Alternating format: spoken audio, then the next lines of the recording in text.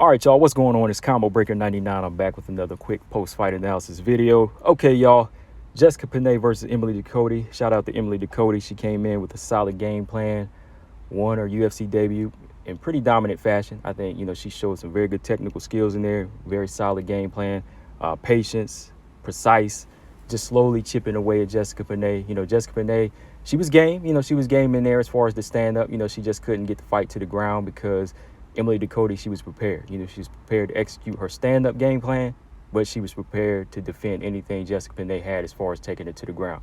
And that's what I said. I was pretty confident in that, just watching Ducote and her evolution from, the old days, from, the Bellator days to now.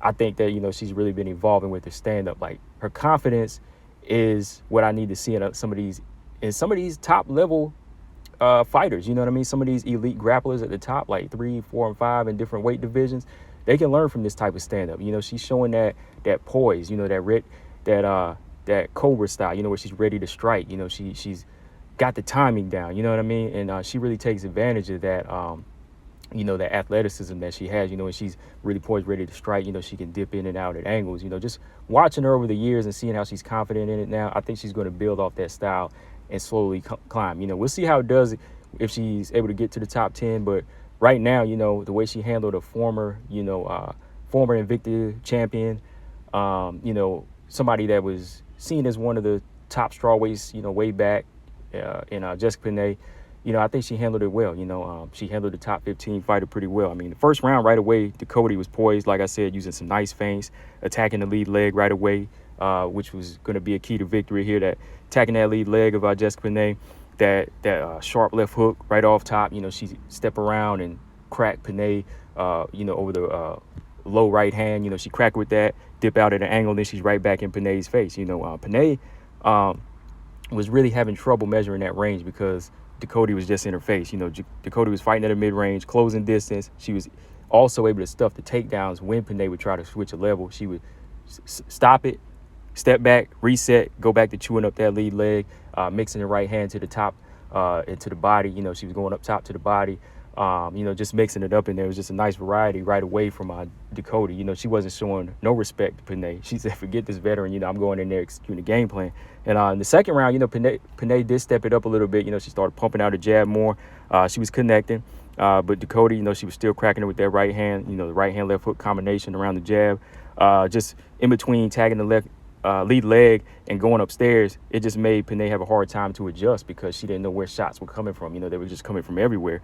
Penne was able to draw some blood, with some good right hands on Ducote. But that's what happens when you want to fight at that range. You know what I mean? Like, Ducote, she likes that in the pocket style at the, even at the mid range where, she can measure and get off these sharp shots. But sometimes you have to sacrifice certain things. You know what I mean? Like, you will take a shot if you want to give 2 shots sometimes. But at the same time, they didn't do that much damage. Like, they didn't take away from Ducote's game plan. She stayed in it. Last round, Ducote, she almost got a stoppage. As soon as she went back to attacking that lead leg, Penne was hobbling, man. She was hobbling. She was down on one leg.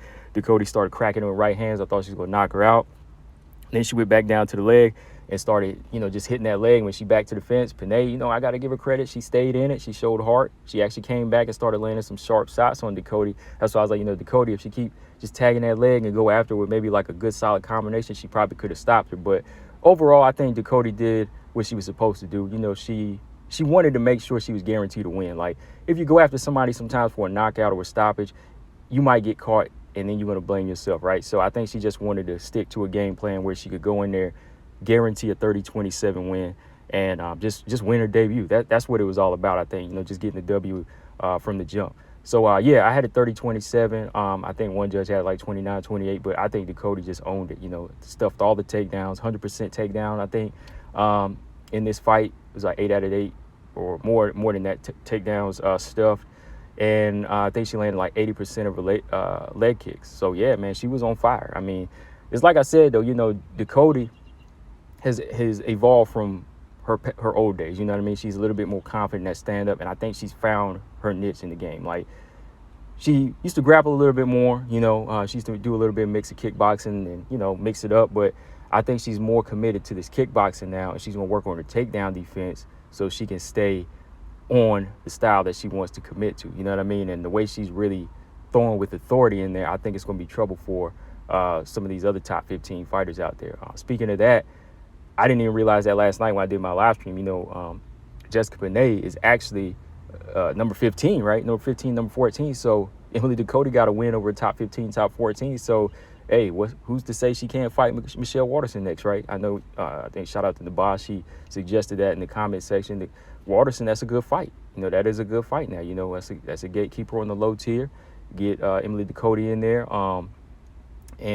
She can step her game up, because I think she shows more than some of these other ladies do right now. Like the Demopolises and Luana Pinheiros. I think Emily Ducote has a lot under her belt that could take her a little bit further than them. She's already advanced because she's been working for a long time.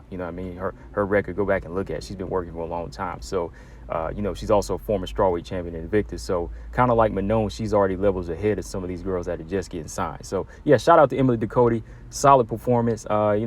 Jessica Penne, that's just how it is sometimes. You get older. She's like 39, and that wear and tear, it's easy to get torn down in there. So you might be looking at somebody that might give it a couple more times, because Penne might give some of these other fighters some trouble that are non-ranked, the unranked fighters. And, if she can't, she might retire too. You know what I mean? It seems like it's that season when, a lot of these girls are getting out of the game, in the strawweight division. Because when you go back and think about it, look at the rankings from 2014 I posted the other day.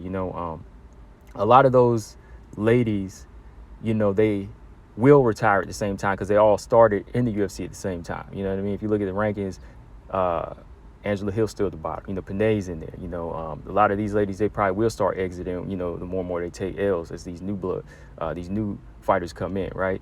So, yeah, guys, let me know in the comment section. Let me know who you think Emily Ducote should fight next. What do you rate her performance? Combo Breaker 99. I'm out. Subscribe. Peace.